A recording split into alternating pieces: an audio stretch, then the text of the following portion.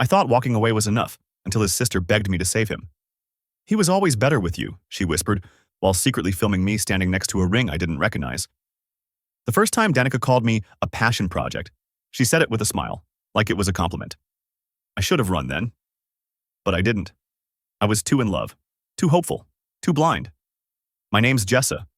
I'm 27, and until 3 months ago, I was engaged to Colin, the man I thought I'd spend the rest of my life with. He's smart, calm, thoughtful, a doctor in his final year of residency, and the kind of guy who says things like, "My family's a little intense, but they'll come around." Spoiler, they didn't. Colin's sister, Danica, was the golden child. A successful surgeon, childless by choice, with a condo overlooking the marina, and a calendar that included things like wine tastings and panel talks in Geneva. She had this terrifying way of smiling while silently sizing you up, like she was scanning for flaws she could circle later. The first time I met her, she handed me her coat without looking at me and said, "You're the teacher, right? That's noble?" Noble. I teach first grade at a public school in a lower-income district. It's messy, beautiful, exhausting work. I love it. I thought Colin did too. At first, I laughed off Danica's passive-aggressive comments. I chalked it up to sibling rivalry or some weird social filter I just didn't get. But after Colin proposed and we started planning the wedding, everything changed. Suddenly, Danica was everywhere, offering to help, calling caterers before I had the chance, recommending elegant dress shops where nothing cost under $3,000.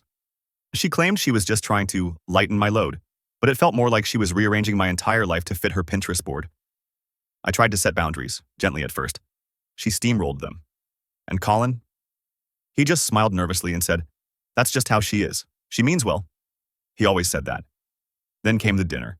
Danica invited us over for what she called a family check-in. I assumed it was going to be about finalizing guest lists or picking napkin colors. I wore a soft green dress Colin once said made my eyes stand out. I even brought a bottle of wine I couldn't really afford. When we arrived, Danica was already 2 glasses in. She was in rare form, charming, loud, effusive, almost too much. We sat down to eat. That's when things turned. It started with harmless questions. "So, Jessa, have you thought about taking a break from teaching after the wedding? Do your parents have much saved for retirement? Do you ever wish you'd aimed higher, career-wise?" Each one like a little paper cut. By itself, maybe nothing. Together, they bled. Colin said nothing. Then Danica leaned forward, her eyes sparkling with something colder than wine, and said, "You know, we're just so happy Colin chose someone. Grounded? It's refreshing. So many women chase ambition, and here you are, choosing stability." I blinked. "What does that mean?" She laughed, tilted her head, and said it. "You're not exactly an equal, Jessa, but we're all rooting for you. This family is a lot. You'll either rise to meet it or fade out. I hope it's the former." Silence. I looked at Colin. He gave me a tight smile and rubbed my knee under the table, like I was a dog who'd barked too loud. I excused myself to the bathroom and sat on the closed toilet lid for 10 minutes, trying not to scream. That night, I asked Colin flat out, "Do you think we're equals?" He hesitated. Actually hesitated, then said, "In most ways." I didn't sleep. The next day, Danica texted me a list of acceptable dress designers and a note, "Don't worry, I'll cover the cost if needed. Consider it a gift from someone who believes in your potential." My hands were shaking. I wanted to scream. I wanted to throw my phone against the wall, but instead I replied, "Thank you, but I'll choose my own dress." Her response came within seconds. "Just trying to help. Don't make this harder than it needs to be." I showed Colin. He sighed, put his phone down, and said, "She's just trying to include you. Don't overreact." Overreact. That word. Like I was the problem. Like I hadn't been slowly erased from my own wedding. That weekend, I found a dress shop 2 towns over, off the radar. Quiet, friendly. I tried on a simple satin A-line with a low back and cried when I saw myself. Not because it was perfect, but because I looked like me again. When I got home, Colin was in the living room, waiting. He didn't smile. I talked to Danica, he said. "She's a little hurt. She thinks you're pushing her out." "I am pushing her out," I said. "This isn't her wedding." Colin didn't argue. He just stared at me. Then, finally, "Maybe we should talk about postponing. Just for a little while." I felt something break. Quietly, cleanly. Like the moment just before a bone snaps. "Why?" I asked. He looked down. "There's a residency opening in Seattle. Danica thinks I should apply. She thinks it might give us both space to grow." "Space? Did you think that?" I asked. He didn't answer. The silence said everything. I picked up my keys, walked out the door, and drove aimlessly for an hour. Ended up in the parking lot of my best friend's apartment. Angela opened the door before I even knocked. She took one look at my face and just said, "Stay." I did. The next morning, Colin texted me, "Can we talk? I think we need to hit pause, figure out what we both want." I stared at the message. Then another came in. This one wasn't from Colin. It was from Danica. I told him to give you time. People like you get overwhelmed easily. People like me. And that's when I realized something I never wanted to believe. This was never just about wedding colors or table settings or dresses. They didn't want me to join their family. They wanted to rebuild me from scratch. And I was done pretending not to notice. After that message from Danica, I didn't respond. I just sat there, phone in hand, staring at her words like they were some kind of scientific proof I'd been too naive to see. People like you get overwhelmed easily. Not Jessa, not you and Colin, just people like you. It wasn't passive-aggressive anymore. It was just aggressive. And it hit me with this slow-burning sting that crawled under my skin. Angela saw me from the kitchen, still frozen on her couch, and came over without a word.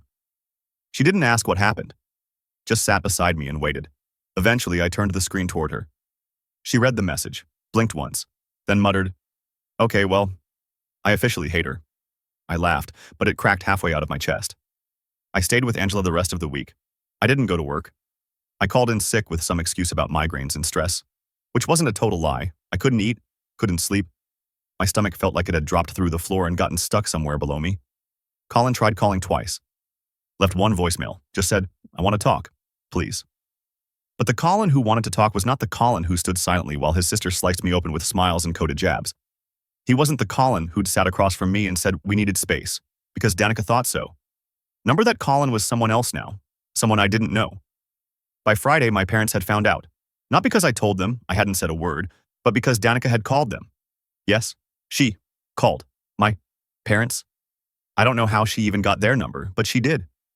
I found out when my mom called me, confused and a little shaken.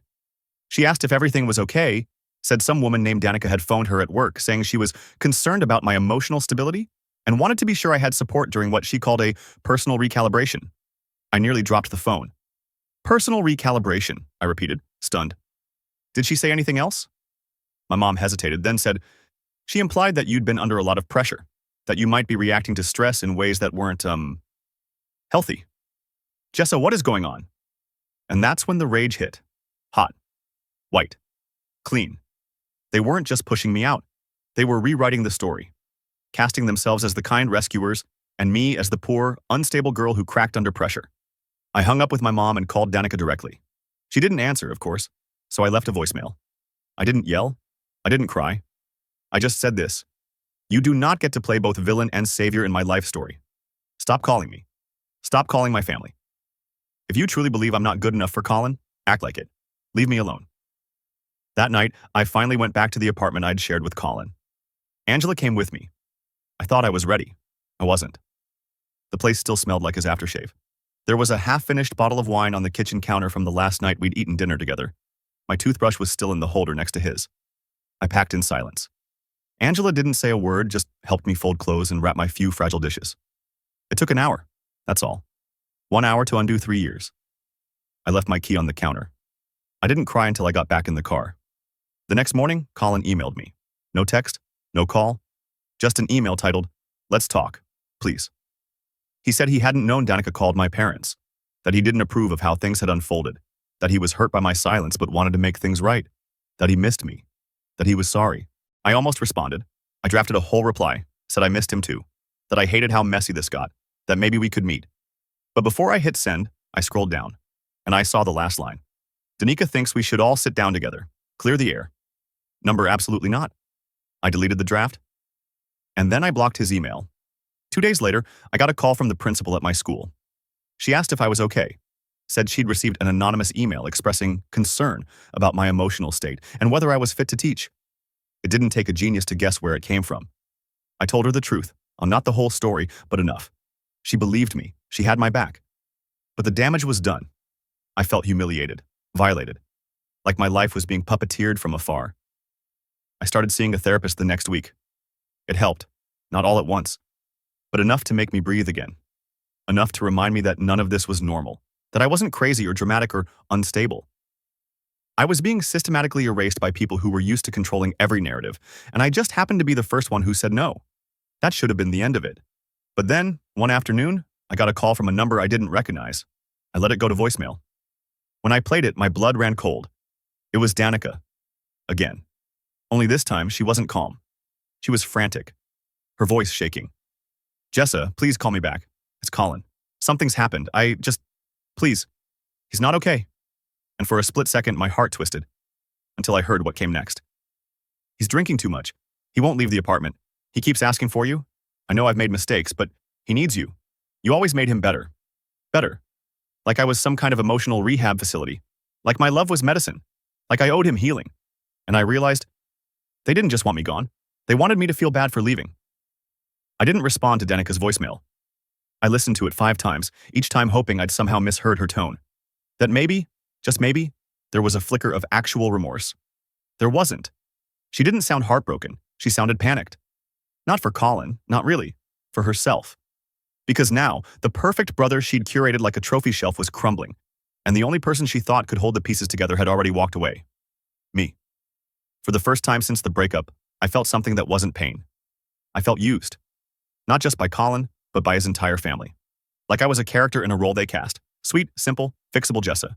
Someone they could mold, silence, and eventually claim as their own victory. But the moment I refused the rewrite, they lost control. And now, they wanted me back. Not because they loved me, but because I'd become proof of everything they failed to manage. I told my therapist about the message. She didn't tell me what to do. She just asked, "What would you want from that conversation if you did call her back?" I didn't know. Closure, maybe, or clarity, or just the chance to say, finally and without shaking, "You don't get to decide who I become." So I texted Danica, just 5 words. "What do you want, Danica?" Her response came 30 seconds later. "Can we meet, please?" We agreed on a coffee shop halfway between our neighborhoods. I chose a Tuesday afternoon. Public, neutral ground, middle of the week. Safe. When I got there, she was already seated. Alone. For once, she looked ordinary. No designer bag, no expensive coat. Just a pale gray sweater and tired eyes. I sat across from her and waited. She started by saying she knew she'd crossed lines. That she had handled things poorly. That she didn't expect forgiveness but felt I deserved the truth. I folded my arms. Which truth? The one where I'm unstable, or the one where I'm your family's biggest regret? She winced. Neither. That's not how I see you anymore. Anymore.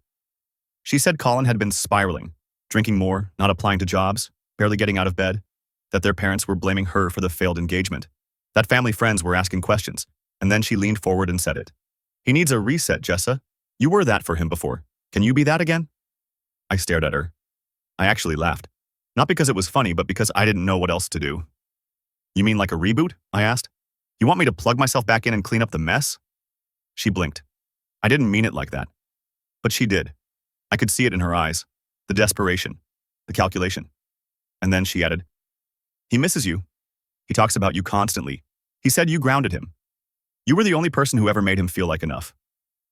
That should have hurt. But all I felt was this cold, clear anger. I wasn't his anchor. I wasn't his rehab. I wasn't a reset button.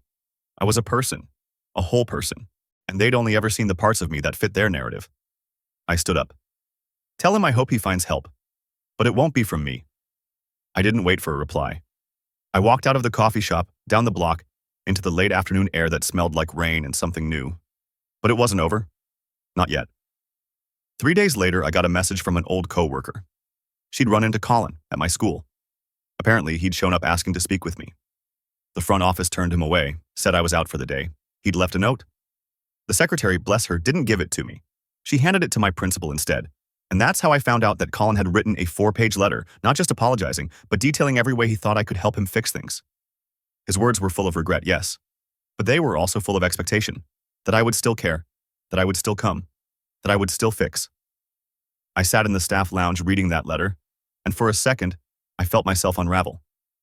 Not because I missed him, but because I used to believe that I was only worthy if someone else needed me. That loving someone meant sacrificing myself entirely for them. I was wrong. I shredded the letter.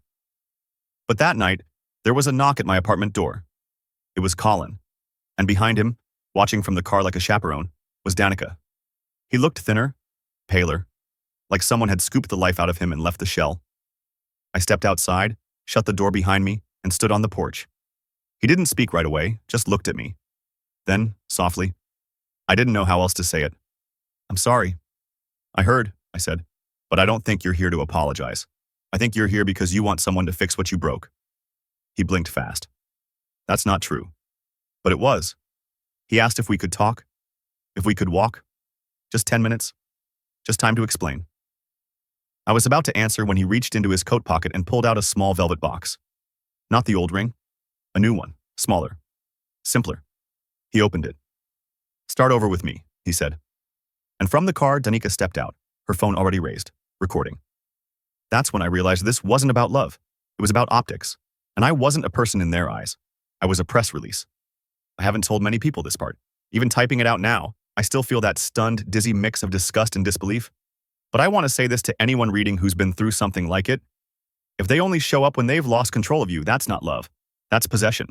And you don't owe anyone a second chance just because they finally noticed what they destroyed. If this hit something in you, I'm sorry, and I see you. You're not alone. I didn't sleep that night. After Colin's driveway proposal, with Danica recording it like some PR stunt for their family's reputation, I sat on my couch until sunrise. My heart wasn't racing. It was tight, like someone had pulled a cord around my ribs and just kept twisting. Not from heartbreak, from fury. I wasn't crying anymore. I wasn't even hurt. I was done. But not in the way they expected. They thought walking away again would be the end of it. That I'd disappear into some quiet, forgettable life, whispering what ifs while they rewrote history. Again. Number this time, I wasn't walking away. I was walking through. I started with the school. The fact that Colin had shown up uninvited and left a handwritten letter, that alone crossed serious boundaries. So I filed a formal notice with my principal and the district, just to have a paper trail. They were supportive. Shocked, but supportive. Then I remembered something. Danica wasn't just a surgeon. She was also on the board of a local medical outreach foundation, a nonprofit that happened to partner with my school district. Guess whose name was listed on their fundraising brochure under community liaisons? Mine. Because 6 months ago, I'd helped organize a district-wide supply drive. And guess who took credit for bringing educators and medicine together at the donor dinner? Danica, with my name spelled wrong on the slideshow. I hadn't said anything at the time. I was too exhausted, too tangled in the engagement. But now, I sent an email. Polite, professional, backed with documentation. CC'd to the foundation director, the school board, and the outreach committee. Just a short message. Please remove my name from any promotional materials affiliated with your board member, Dr. Danica Renner. I am not comfortable being associated with events where I was not properly credited or consulted. No accusations, no drama. But the fallout came fast. 2 days later, I got a call from someone on the foundation's admin team. Apparently, mine wasn't the first complaint. Others had expressed concerns about Danica's ownership behavior with community projects. They thanked me, said they were reviewing things, and just like that, the first domino tipped. I wasn't finished. I also happened to still have the password to the old shared Google Drive Colin and I used when wedding planning. He'd never removed my access. Inside were dozens of spreadsheets, budgets, vendor contacts, and one folder labeled Post-Wedding Career Plan. Curious, I clicked it. Inside was a draft of a grant proposal Colin had been working on, an application for a prestigious post-residency fellowship out of state. Only, he hadn't written it alone. There were notes, edits, entire paragraphs in Danica's phrasing, cold, precise, and full of keywords that screamed positioning. At the end of the draft was a personal statement. It mentioned me, but not by name. Only as a former relationship that highlighted the importance of professional alignment and shared ambition. Former. He'd used our relationship as a learning experience in a cover letter. My blood went cold. I didn't forward it. I didn't leak it. I didn't stoop. But I did send a single text to Colin. You may want to revise your fellowship draft. You accidentally left my soul in paragraph 3. He never replied. Meanwhile, I started to rebuild. Quietly, deliberately. I joined a local education coalition, one Danica had once brushed off as too grassroots. They welcomed me with open arms. Asked me to help design a mentorship program for young teachers. I said yes. I started writing again, something I hadn't done in years. Just short blog posts about burnout, boundaries, and the lies we tell ourselves when we're desperate to be accepted. One went semi-viral. An editor from a teaching magazine reached out. And in that small, steady way, I felt myself returning. Not the version of me they wanted. Not the quiet, agreeable accessory to someone else's success. Me, the one with a spine, with teeth. with something to say. Then came the twist. Last Friday, I got a call from an unknown number. I let it go to voicemail. This time, it wasn't Danica, it was Melissa. Yes, that Melissa. Colin's ex before me. The one Danica used to hold over my head like a gold standard. Her voice was calm, tired, and strangely kind. Hey Jessa, I know this is weird, but I got your number from a mutual connection at the hospital. I wanted to talk. Not about Colin, about Danica. Something happened, something you might want to know. I called her back. She told me Danica had done the same thing to her. The manipulation, the controlling, the fake concern, the strategic relationship wrecking. Only in Melissa's case, it hadn't stopped with Colin. Danica had gone on to interfere in her next job offer, subtly of course, behind closed doors. Melissa said she stayed quiet for years, but after seeing my name in a post last week, she realized it wasn't just her. She asked if I'd consider meeting, off the record, just to talk. I said yes, because suddenly I wasn't alone, and neither was she. Meeting Melissa changed everything. Not because her story shocked me, though it did, but because it confirmed what I had already started to suspect. I hadn't just survived a toxic family. I'd walked away from a system built around one woman's obsession with control, image, and the illusion of moral superiority. Danica. Melissa told me everything. How Danica had subtly turned her and Colin against each other by raising small concerns. How she offered unsolicited career advice to Melissa's boss. How she smiled through every manipulation and always made herself look like the hero picking up the pieces. It had taken Melissa 2 years and a therapy bill the size of a used car to stop blaming herself. By the end of our conversation, we weren't strangers. We were a pattern, and I was done being quiet about it. I didn't plan to go public. At first, I just wanted closure, maybe an honest confrontation. But something shifted when I saw Danica's name on the keynote speaker list for a local Women in Leadership conference. The topic? Elevating other women without compromise. I laughed so hard I nearly choked on my coffee. Number absolutely not. That night, I wrote a letter. A personal account, not an attack, just the truth, plain and documented. I included quotes, screenshots, and examples of how Danica had used her influence to sabotage, discredit, and control other women under the guise of mentorship. Then I sent it to the event organizer. I didn't expect a response, but 3 days later, I got one. They had launched a review. By the end of the week, Danica was removed from the speaker lineup. By the following Monday, the foundation board she sat on released a statement about reevaluating internal leadership practices and taking recent concerns seriously. She wasn't named directly, but she was no longer on the board. Her LinkedIn went silent. Her Instagram, once a parade of curated quotes and glossy brunch photos, went private. And for the first time since all of this began, I felt still. Not triumphant, not vengeful, still. Like someone had turned off the noise. But there was one final chapter left. Colin. I hadn't heard from him since the staged proposal, but after Danica's public fallout, he sent me a handwritten letter. No cameras this time. He said he was sorry, that he'd started therapy, that he now realized how much he let his family speak for him, that he wished he'd had the spine to defend me when it mattered. I didn't write back, because this wasn't about his closure anymore, it was about mine. Instead, I folded the letter, slid it into a journal I no longer write in, and placed it in a box labeled Before. That chapter of my life wasn't just over.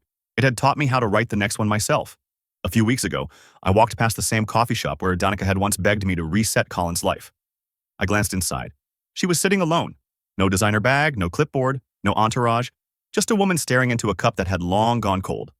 She didn't see me, but for the first time, I saw her clearly. She hadn't lost everything. She'd lost control. And for someone like her, that was everything. I didn't need revenge. I just needed truth. And the truth did the rest. Some people build their lives on the illusion that they're always right. But illusions crack. And when they do, the silence that follows says more than any scream ever could. No one has the right to define your worth just because they speak louder. When you stop asking for permission to exist, that's when they start to fear you. If you've ever gone through something similar, I genuinely want to hear your story. Please share it in the comments. And if anything I said felt like a piece of your own story, just know, you'll always have a place here.